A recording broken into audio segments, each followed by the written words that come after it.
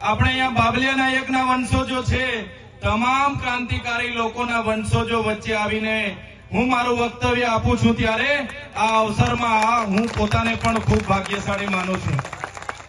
સાથીઓ, દેશના ઇતિહાસમાં ભલે આપણા પૂર્વજોએ ક્રાંતિ કરી એને દેશના ઇતિહાસમાં સ્થાન આપવામાં નથી આવ્યું।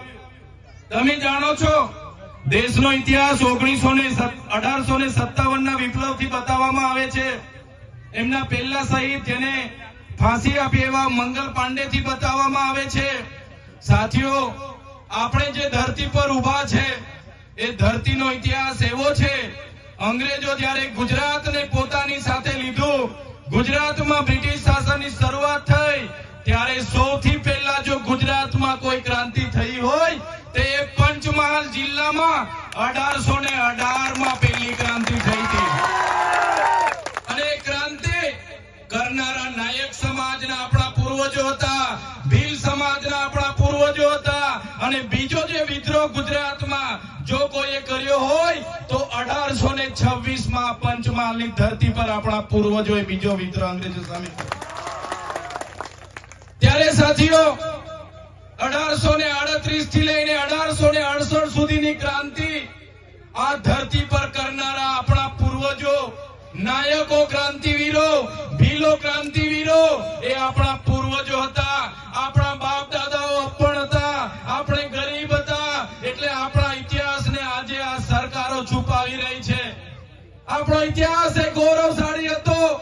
આઝાદીના 78 વર્ષ પછી પણ આદિવાસીઓના ઇતિહાસને છુપાવવામાં આવે છે। સાથીઓ, તમે જાણ્યું હશે 1838 માં રૂપસિંહ નાયકની આગેવાનીમાં આ ધરતી પરથી અંગ્રેજો સામે આંદોલન શરૂ થયા અને આંદોલનને દબાવવા માટે 1839 માં બ્રિટિશ સામ્રાજ્યના કમિશનરની અહીંયા નિયુક્તિ થઈ। 1844 માં અહીંયા પોલિટિક્સ એડન્સની નિયુક્તિ થઈ અને તમે બધા જાણો છો 1857 નો જે વિપ્લવ થયો, આ વિપ્લવમાં પણ આપણી ધરતીના રૂપસિંહભાઈ નાયક અને કેવળસિંહ નાયકની આગેવાનીમાં ખૂબ મોટો મહાસંગ્રામ થયો અને આ વિસ્તારમાં આપણા આદિવાસી પૂર્વજોએ અંગ્રેજોને પણ ઘૂસવા નથી દીધા। એ સંગ્રામમાં 33 વર્ષ સુધી આપણા લોકોએ સામે લડાઈ આપી, તીર કામઠા સહિત લડાઈ આપી। સામે ગોળા હતા, બારૂદ હતી, સામે ગોલીઓ હતી, બંદૂકો હતી, તોપના મોટા મોટા ઘોડા હતા, ઘોડેસવારી હતી, છતાં પણ આ વિસ્તારમાં અંગ્રેજોને હંપાવા વાળા જો કોઈ હોય તો એ આપણા પૂર્વજો હતા। સાથીઓ, તમે જાણો છો ઇતિહાસને, રૂપસિંહ નાયકની આગેવાનીમાં 30 વર્ષ સુધી આ વિસ્તારમાં અંગ્રેજો સામે લડત ચાલી। તમને ખબર છે 1868 માં જ્યારે જાન્યુઆરીમાં રૂપસિંહ નાયક અને જોરિયા પરમેશ્વર જેમની આગેવાનીમાં 1868 માં અહીંયા યુદ્ધ થયું, અંગ્રેજોની લશ્કર અને અહીંના સ્થાનિક રજવાડાના લશ્કર સામે યુદ્ધ છેડ્યું। આપણે બધાને ખબર છે 14 ફેબ્રુઆરીના રોજ આ વિસ્તારને સ્વતંત્ર રાજ્ય જાહેર કરવામાં આવ્યું। 1868 ની 14 ફેબ્રુઆરી આદિવાસીઓનું સ્વાયત્ત રાજ અહીંયા જાહેર થયું। ત્યારબાદ 16 ફેબ્રુઆરીના રોજ બ્રિટિશ લશ્કર, અહીંના દેશી રજવાડાઓ અને કેટલાક દાહોદમાં સ્થપાયેલી ભીલ પલટનને સાથે રાખીને વધેડ ગામમાં આક્રમણ થયું।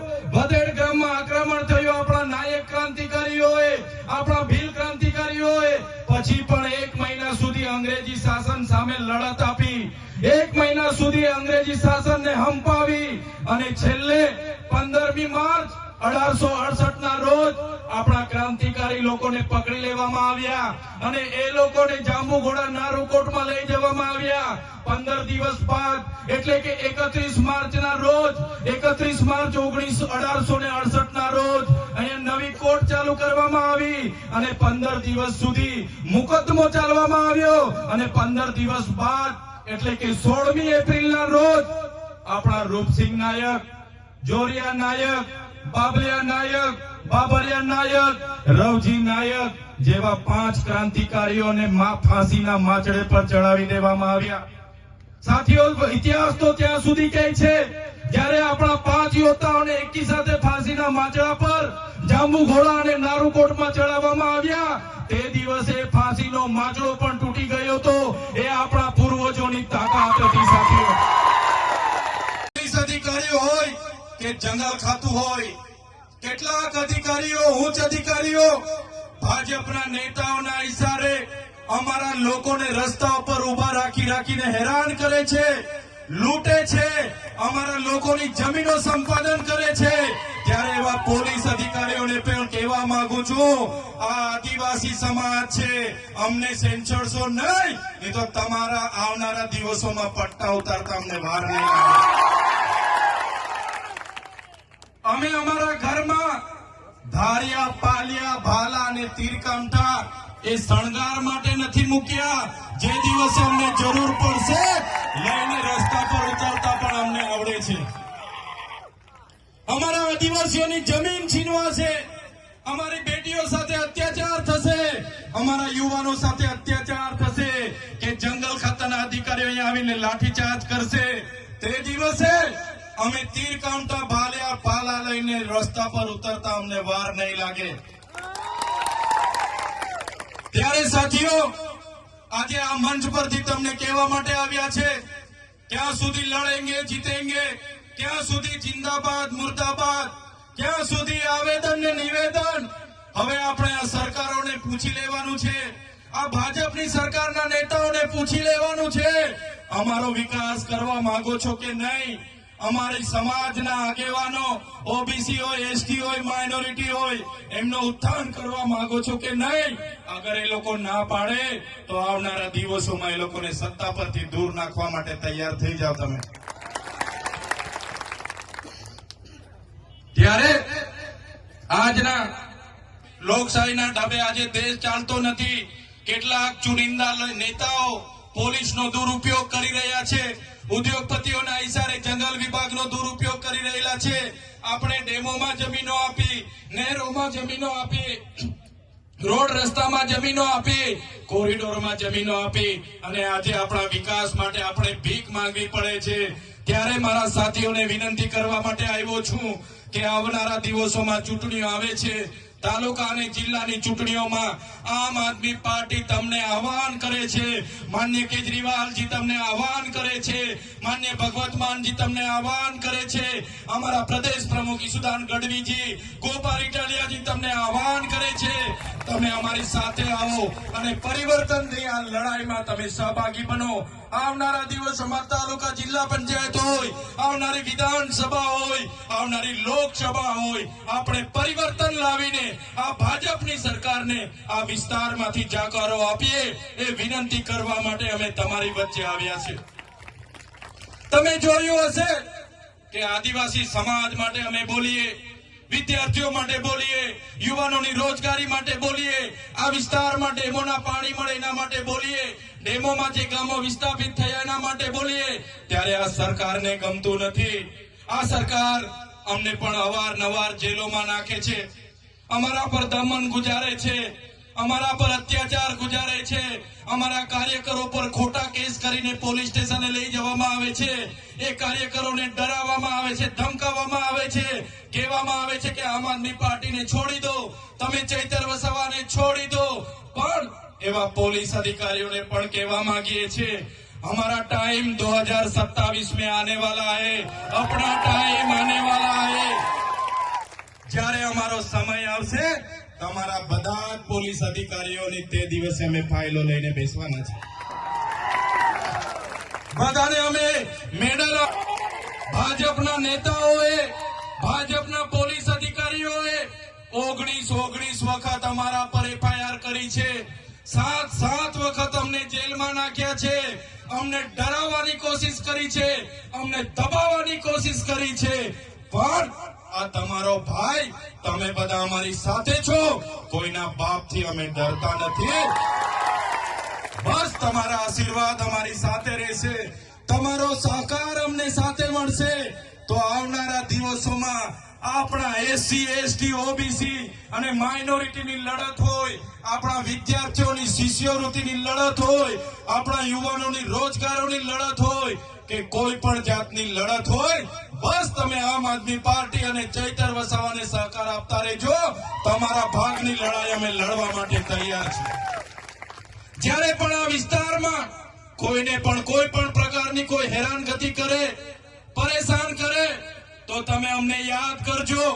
જ્યાં પણ લડવાનું હશે, રોડ પર લડવાનું હશે તો રોડ પર, અને વિધાનસભામાં ઉતરવાનું હશે તો વિધાનસભામાં, અને પોલીસ સામે ઉતરવાનું હશે, એસઆરપી સામે ઉતરવાનું હશે કે આર્મી સામે ઉતરવાનું હશે, આ અમારી ટીમ આગળ રહેશે, પણ પાછળ તમારો બધાનો સહકાર અમને જોઈશે. પહેલામાં જ્યારે લોકસભાની ચૂંટણી હતી, અબ કી બાર મોદી સરકારના નારા સાથે લોકો આપણી વચ્ચે આવ્યા. આપણને કીધું કે આતંકવાદ ખતમ થઈ જશે, આપણને કીધું ભ્રષ્ટાચાર ખતમ થઈ જશે, ખેડૂતોની આવક ડબલ થઈ જશે, બધાને ન્યાય મળી જશે, બધાના ખાતામાં 15 લાખ રૂપિયા આવશે. આમ કરીને અબ કી બાર મોદી સરકાર બની ગઈ. બાદમાં 2019માં પાછા આવ્યા. એમણે કીધું फिर से एक बार मोदी सरकार, फिर से एक बार मोदी सरकार, फिर से એક બાર મોદી સરકાર. ત્યારે આપણને હતું કે ફરી એકવાર મોદી સરકાર લઈને આવી, આપણો બધાનો ઉદ્ધાર થશે, 2 કરોડ રોજગારી મળશે, 15 લાખ રૂપિયા આપણા ખાતામાં આવશે, અને એ ફિર સે એક બાર મોદી સરકાર બની ગઈ. સાથીઓ, આપણે ફરી 2024માં એ લોકો આપણી વચ્ચે આવ્યા. અબ કી બાર 400 પાર, અબ કી બાર 400 પાર, અબ કી બાર 400 પાર, અને અબ કી બાર 400 પાર થઈને ત્રીજી વાર પણ મોદી સરકાર આવી. શું તમને લાગે છે આતંકવાદ ખતમ થઈ ગયો? શું લાગે છે આતંકવાદ ખતમ થઈ ગયો?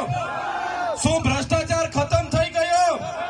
પાકિસ્તાનના ઘરમાં ઘૂસીને આતંકવાદીઓને મારી નાખ્યા, ચીનના લોકોને લાલ આંખ બતાવી, તમારા ખાતામાં 15 લાખ આવી ગયા.